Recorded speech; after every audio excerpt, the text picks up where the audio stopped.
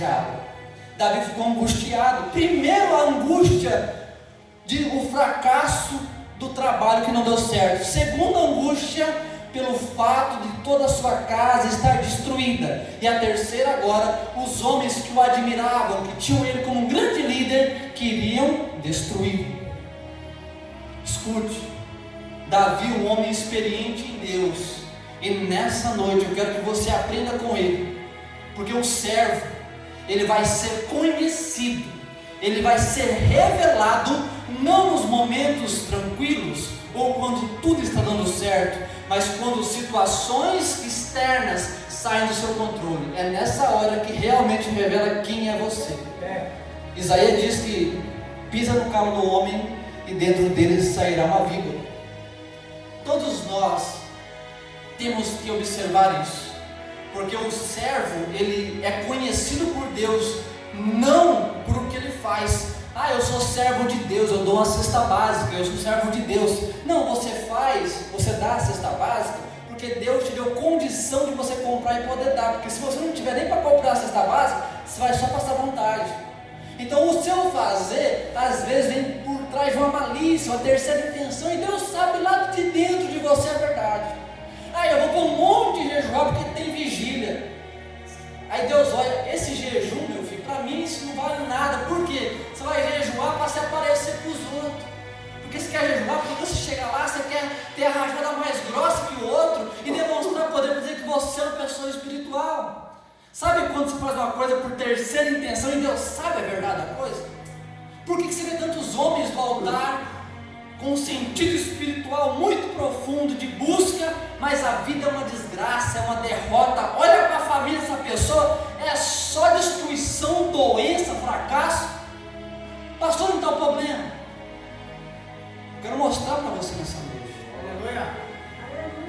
Porque a vida com Cristo é uma vida de evidências, e os sinais seguirão aqueles que o crerem, não os que simpatizam, os que se não. Que é um jejum de verdade.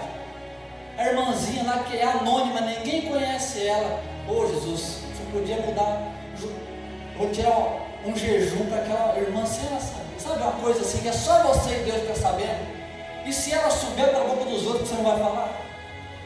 Jejuns que você faz para o próximo. E detalhe, quando você começa a fazer para o próximo, quando você começa a fazer pelos da casa de Deus, Deus começa a fazer pela sua casa. Quando você começa a abençoar os filhos de Deus, os seus filhos passam a ser abençoados. Quando você começa a orar pelos filhos do próximo, os seus filhos passam a ser. Isso é fantástico. Sabe? Quando você começa a ofertar, abençoar, você começa a prosperar de uma maneira que você não entende. Peraí, porque não tem a ver contigo, tem a ver com o reino. E quando você se envolve no propósito do reino, automaticamente o universo, tudo da criação se volta ao teu favor. Você entende? Lá em Mateus capítulo 7, versículo 1 diz assim: não julgueis para não serem julgados, porque da mesma medida que você utilizar, será usado contra você. Eu quero trazer um princípio que isso, se você entender, muda toda a história. Daquele que você fala mal, tu se torna igual.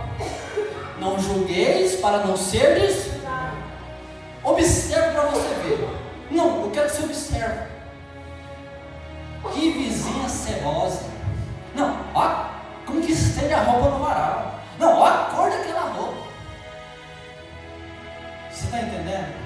Você nem percebe, mas num curto prazo de tempo, você está estendendo roupa igual ela. Você está semelhante às atitudes. Olha que cara noceiro, que cara enrolado. Olha que cara, daqui a pouco você não está conseguindo pagar as suas contas. Daqui a pouco você entra num buraco, você não entende o porquê. Porque muitas vezes o cara não pagou a conta, não é porque ele é noceiro ou ele é mau caráter, é porque as circunstâncias da vida não proporcionaram condições para ele pagar. Ou você acha que alguém vai lá na Casa Bahia financiando televisão e quer ter o prazer? Não, eu quero comprar no carnê para eu ter o prazer de atrasar. Como eu adoro receber ligação dos outros. Não é. Todo mundo se planeja, só que os acontecimentos da vida não estão em nosso controle. Às vezes você planeja algo e nesse processo do planejamento pode dar errado, como Davi planejou também. Davi planejou os homens: vamos lá, ganhamos esse dinheiro, voltamos para casa para mais mantimento. Só que como ele planejou, também deu errado. Você entende? Só que quando Davi se encontrou aqui, e Davi muito se angustiou, porque o povo falou de apedrejá-lo, porque o ânimo de todo o povo estava em amargura, e cada um por causa dos seus filhos e das suas filhas. Todavia, Davi se esforçou no Senhor, o seu Deus. Está aqui a chave. Davi se esforçou no Senhor, o seu Deus. Escute, não estava no controle os acontecimentos externos que aconteceram, não estava nos planos de Davi, do emprego lá dar errado, da empreitada dar errado, não estava nos planos de Davi a casa ser destruída, não estava nos planos de Davi os homens se virarem contra ele, porque a vida é assim. O que acontece externamente não está em nosso controle, mas quando isso acontece e se manifesta, qual é a atitude que temos que ter? Como Davi, se esforçar no nosso Deus. Como assim, pastor? Davi poderia se esforçar, meus irmãos, em tentar argumentar com os homens: pessoal, calma aqui, por que vocês estão nervosos? Ninguém foi obrigado comigo. Davi poderia tentar, sabe? Ou se não, Davi poderia fazer o quê? Davi era um homem de guerra, estratégico, falar o quê? Calma, vamos bolar aqui uma estratégia, o rastro ainda está verde, eu tenho aqui uns bons farejadores e vamos seguir esses homens. Davi poderia também planejar, ir atrás dos homens, daqueles que atacaram a sua casa. Você entende? Davi poderia fazer várias coisas, porque Davi era um homem competente, habilidoso, um homem estratégico. Não era à toa que esses homens promoveram Davi a líder. Ele tinha as suas qualidades. Você está entendendo? Mas com todas as opções que Davi tinha, qual foi a decisão desse homem? Não gastou uma saliva querendo provar algo para alguém. Não foi tentar se justificar para ninguém, porque o servo não se justifica. O meu justo não irá se justificar. Não perca tempo querendo provar, falar porque deu errado. As pessoas não querem entender, elas querem te apedrejar. E Davi, o que ele faz? Ele se esforça no seu Deus. Como assim? Se esforçar não é fazer força, é você ir além da força. Uma coisa é você se esforçar, outra coisa é você se esforçar. Você entende? Eu não quero jejuar, porque Davi estava angustiado pela perda da sua família, das suas esposas. Davi já estava fora da sua pátria. Davi foi expulso do seu país. Saul queria matá-lo. Davi não poderia conviver com seus irmãos, com seus pais. Davi já tinha uma amargura em seu coração. O que sobrou a Davi foi suas mulheres, suas companheiras. E aí, a única coisa que sobrou para Davi ainda foi levado. E Davi ainda tinha alegria da reputação desses homens. De repente, Davi perdeu tudo, mas ele não perdeu a comunhão com Deus. Davi, ele se esforça. Por que se esforça? O texto diz: porque Davi não estava afim de orar. Davi não estava afim de ter intimidade com Deus. Davi queria, mas mesmo assim, o homem e a mulher, sabe, a pessoa que anda numa fé madura, uma pessoa que é experiente na caminhada, que não é uma pessoa emocional, quando tudo acontece, ela respira fundo. Bom, não está no meu controle nada do que está acontecendo, mas o que eu posso fazer hoje e o que está ao meu alcance é ir para a intimidade e falar com o meu, me esforçar nele. Aleluia. E Davi vai se esforçar em Deus, buscar em Deus. Por quê, pastor? Porque em Deus se encontra paz, em Deus você encontra conforto, em Deus você passa a ter compreensão de coisas que estão além do seu conhecimento.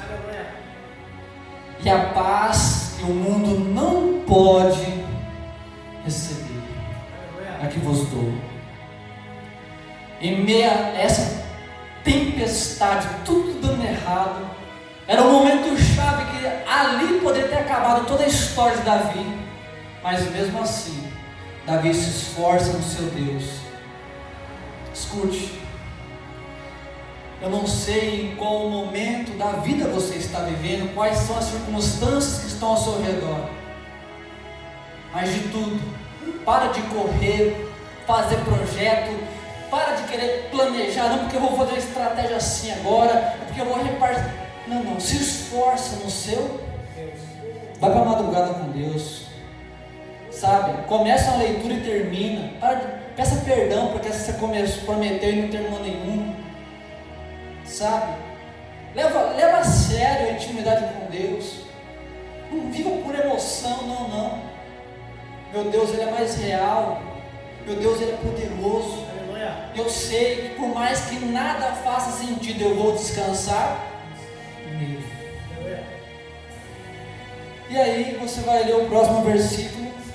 E Davi se esforçou no Senhor, o seu Deus. E disse Davi a Abiatar, o sacerdote, filho de Alimeleque: traze-me, peço-te, aqui o éfode. E Abiatar trouxe o éfode a Davi. Então consultou Davi ao Senhor, dizendo: perseguirei eu essa tropa? Só um ponto aqui.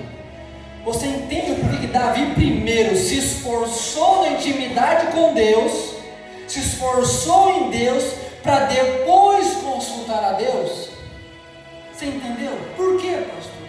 Porque se Davi, naquela angústia que ele estava, de meio àquela tribulação, se ele consulta a Deus, ele não teria clareza para a resposta ou às vezes nem saberia orar, ou nem fazer a pergunta certa. Quantas vezes você começou, às vezes um propósito, algo com uma oração, com um pensamento, aí no fim do propósito já totalmente diferente daquilo que você começou. Porque no processo da comunhão, da intimidade, algumas camadas foram tiradas, alguns discernimentos chegaram, tu teve clareza de algumas coisas, você entende? Não tome atitude precipitadamente, não fale precipitadamente, porque às vezes você pode usar palavras que não voltam mais, palavras que magoam, ofendem. A palavra diz lá em Provérbios que: conhece um homem que é precipitado em suas palavras, pode se esperar mais de um tolo do que dele. E olha que, de acordo com a Bíblia, tolo não é coisa boa, não. Tolo não é um parâmetro de um bom ser humano. Então quem fala é precipitado é pior do que um tolo. Então calcule o nível que coloca a palavra dessa pessoa. Então não haja, não fale, não julgue. Não faça sentido, se esforça no Senhor. Busque intimidade, sabe? Tira um tempo de oração, de jejum, de leitura. Se alimenta. Aí quando Davi vai falar com Deus, Deus fala: vai, meu filho, que é o que o texto diz, vai, você vai alcançar.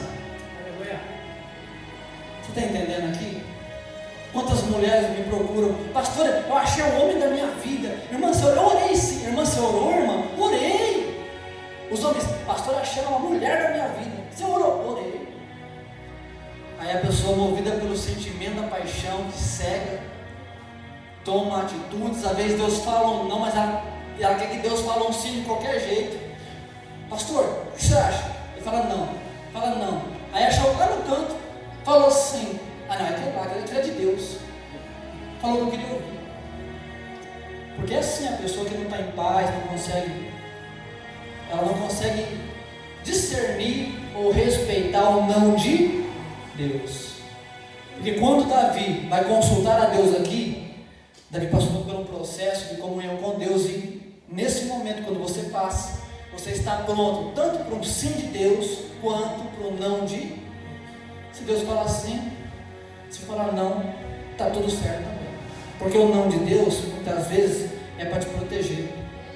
Aquele cliente não deu certo, não é porque Deus quis te prejudicar, é que Deus te livrou de um cliente que pagar, que ia te enrolar, ia te fazer passar raiva, ia te dar um golpe. Então Deus te protegeu, na verdade. Você entende o não de Deus? O não de Deus é como uma proteção para nós, porque Deus sabe, Deus conhece situações, ambientes, houve conversas que nós não ouvimos. Então, o segredo para mim e para você, diante desse mundo caótico que se encontra, essas guerras e rumores de guerras que nós estamos acompanhando, é nós se esforçarmos no nosso Deus. Ah, mas o fulano está errado. Deixa, não está no teu controle. Você falar dele, vai mudar alguma coisa? Ah, porque eu dou chapéu, deixa. Porque essas coisas o diabo permite acontecer e se levantar para te induzir a pecar. Não, eu não consigo pecar por ele, mas eu vou induzir a pecar. Quer ver? O diabo permite um escândalo que acontece porque Deus dele também, para o irmãozinho desavisado da palavra cair na armadilha. E o diabo induz a pessoa ao pecado. E a pessoa pecando, ela já fecha o céu para ela. Como assim, pastor? Lá em 1 Pedro, capítulo 3, versículo 7, diz bem assim: vós marido, tratai com zelo vossas esposas como herdeiras mais frágeis da salvação, para que não sejam impedidas as suas orações. Eu estou dando apenas um exemplo de um texto, mas aqui está dizendo que se eu, pastor Fábio, não cuidar da minha companheira, não tiver sabedoria de lidar com ela, quando eu for orar, a minha oração ela vai ser invalidada pelo inimigo. Mas eu oro, mas a oração não passa do teto do quarto. Por quê? Falta de discernimento, direção da... Então isso diz: tratai com zelo vossas esposas como herdeiras mais fracas, para que não sejam impedidas as vossas orações. A palavra diz: vigiai e orai. Antes da oração vem a vigilância, porque se você não vigiar, a tua oração vai ser invalidada. E meu irmão, minha irmã, orar por orar, o judeu desde quando nasce, bicho ora, vai para o muro da lamentação. Você não está entendendo tanto que esse povo ora. Pega aí as religiões que os Budas, esse povo ora demais, medita demais, mas não tem a ver com a quantidade, mas sim a qualidade e a profundidade da sua intimidade e da sua entrega. Porque se você observar, os maiores levantes que nós temos é dentro de casa. Parece que o diabo sabe que à noite você vai orar, você vai buscar, vai interceder por alguém. Aí de manhã ele começa a levantar tribulação dentro de casa para ter discussão, desacordo. Parece que ele já prepara o terreno para você cair, para ser induzido ao pecado, para quando for à noite, mas nada acontece. Eu não sei, é porque Deus não queria, será mesmo? Você entende que tudo na palavra é baseado em princípios e condições? Se for mostrar aqui só nesse sentido que eu estou falando de oração invalidada por atitudes do dia, você não está entendendo. Por isso que, como Davi, se esforce em Deus, Deus te esclarece, Deus te mostra. Por quê, pastor? Porque se Davi não tivesse esforçado em Deus, encontrado paz em Deus, ele teria às vezes pedido errado. Às vezes Deus nem poderia. Por quê? Se você ler o texto em seguida, você vai ver que Davi acha o homem egípcio caído no campo, quase morto. Davi pega aquele homem, dá pasta de figo, dá vinho, dá suco, alimenta ele. O homem estava com febre, o homem se recompõe. Aí Davi fala: quem é você? Ah, eu sou o que atacou uma vila para trás ali. E era a casa de quem? De Davi. Davi, se não tivesse se esforçado em Deus, buscado intimidade, encontrado paz no Senhor, quando ele visse esse inimigo, o que ele iria fazer? Matar ele. Rasgar no meio. Você entende? Mas uma mulher e um homem de Deus não agem por impulso, não age por emoção, por sentimento. É uma pessoa extremamente estratégica na fé e guiado pela palavra. Davi, quando ele ouve aquilo, ao invés dele deixar o sentimento do ódio consumir, ele andou pela fé. Davi pega esse homem, fala: se eu cuidar de você, você me leva até onde o pessoal está? Levo, só tem uma condição, não me entrega para ele. Não, fica tranquilo, vai ficar com nós. Esse egípcio leva Davi direto no inimigo. Escute, pessoas hoje que você tem como inimigo ou inimiga, pessoas que se rebelaram, se levantaram contra você, sabe que você tem como alguém que está querendo te destruir? Às vezes não é. Às vezes, se você buscar em Deus, essa pessoa pode ser alguém que vai potencializar o seu sucesso, vai acelerar o seu progresso, é alguém que vai tornar mais rápido a tua vitória. Porque se Davi não tem essa sabedoria de lidar com o inimigo, Davi ia sair campeão, e olha lá se achasse o povo. Você entende? Porque andando com Deus, nós somos mais que vencedores, porque nós iremos fazer o natural. O que é o natural? É orar, é buscar, é perdoar, é amar. Isso é natural. O nosso Deus, as coisas possíveis, Ele não fará por nós, mas quando nós fizermos tudo o que for possível, aí o Deus do impossível se manifesta a teu favor. Aleluia. Você entende? Tudo que for ali, a sua competência, faça. Pastor, eu estou desempregado. Então qual é o teu possível? Faça o currículo, entregue. Mas se a porta não se abrir, calma, faça o possível. Entregar o currículo é contigo. Abrir a porta de emprego já é com Deus. Faça a sua parte, que Deus jamais tardará dele. Mas muitas vezes as pessoas têm invertido valores. Aquilo que é para Deus fazer, ela quer fazer. E aquilo que é para ela fazer, ela quer que Deus faça por ela. A palavra diz que, escuta isso, o homem dominará sobre as aves, os répteis, os animais, tudo. Mas a palavra não diz nada sobre o outro ser humano, porque não está na sua competência. Você entende? Então quem é que vai conseguir mudar a cabeça do meu filho, da minha esposa, qualquer pessoa? Sou eu? Nunca. É quem é? Porque se fosse eu, também estaria escrito: e o homem dominará sobre outro homem, e não está escrito isso. Aí eu fico lá tentando forçar meu filho que vai fazer algo. Não, porque tu tem que fazer aqui. Minha esposa, eu fico numa guerra com ela, porque ela tem que fazer, porque ela tem que parar, porque ele tem que mudar, porque ele tem que largar o vício, porque ela tem.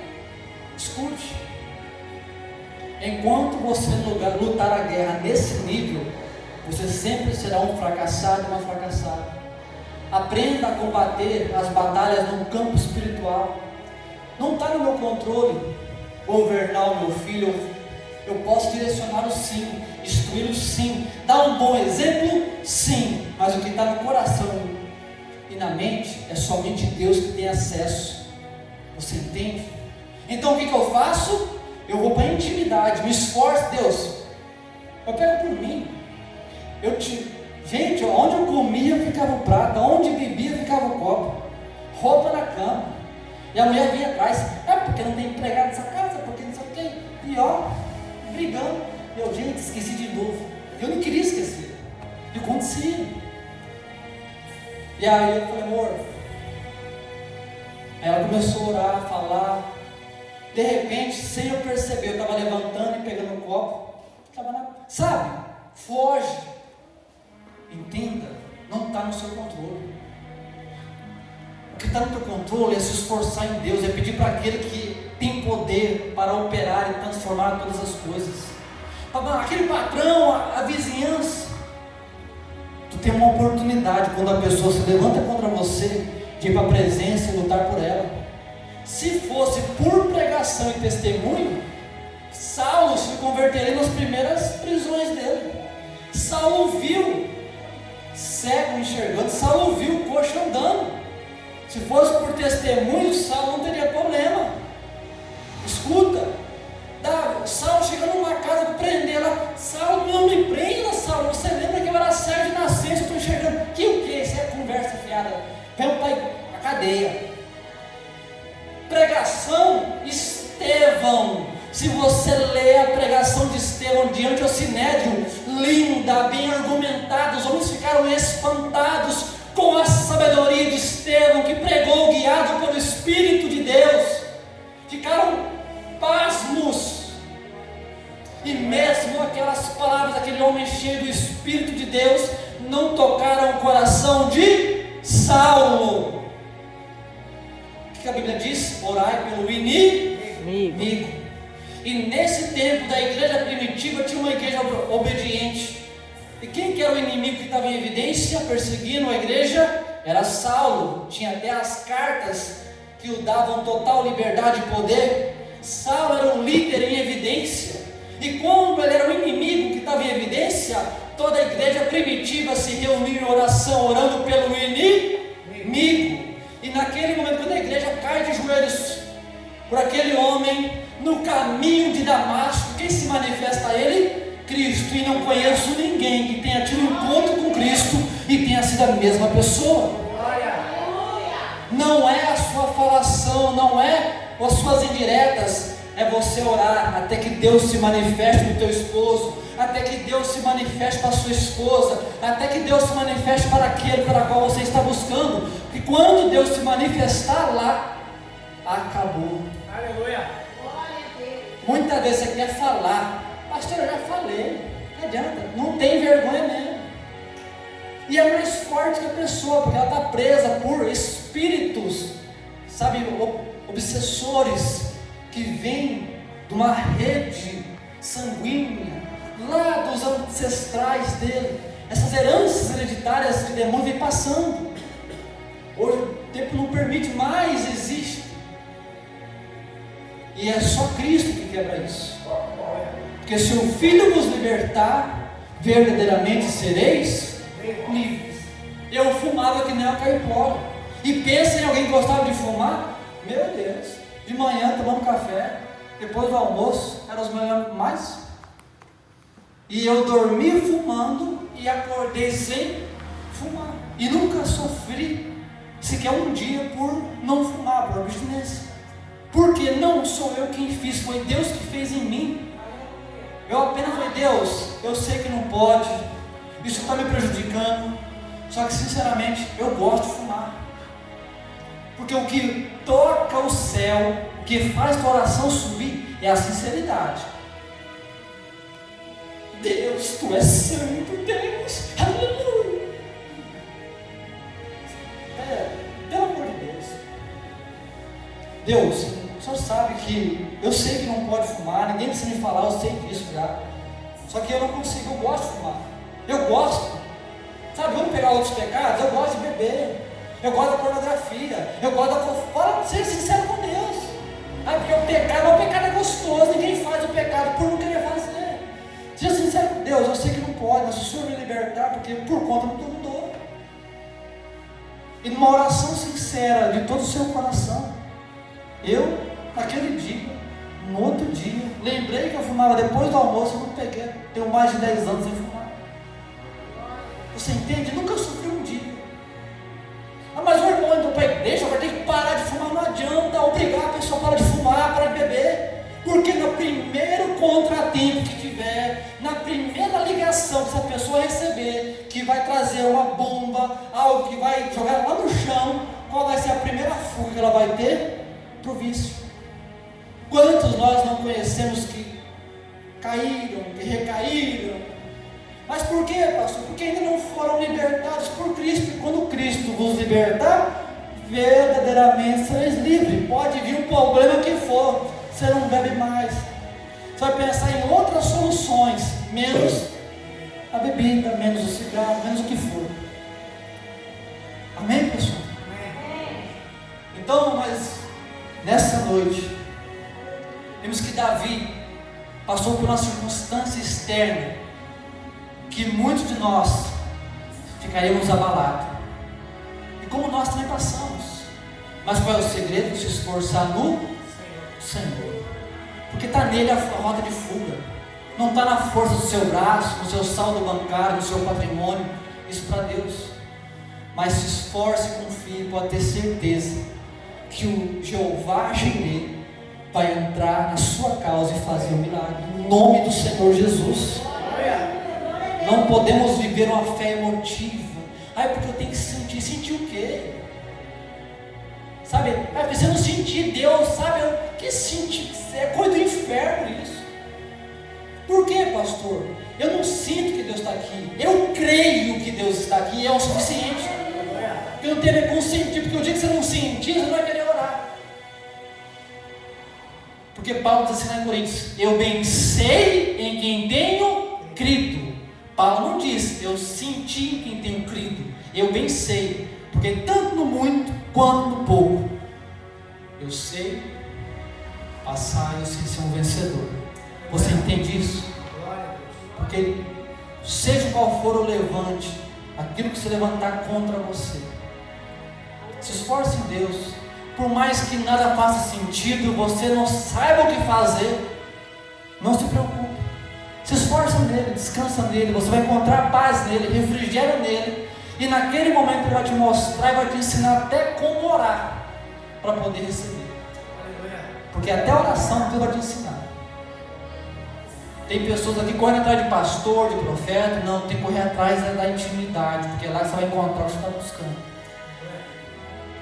Amém, pessoal? Fica de pé em nome de Jesus.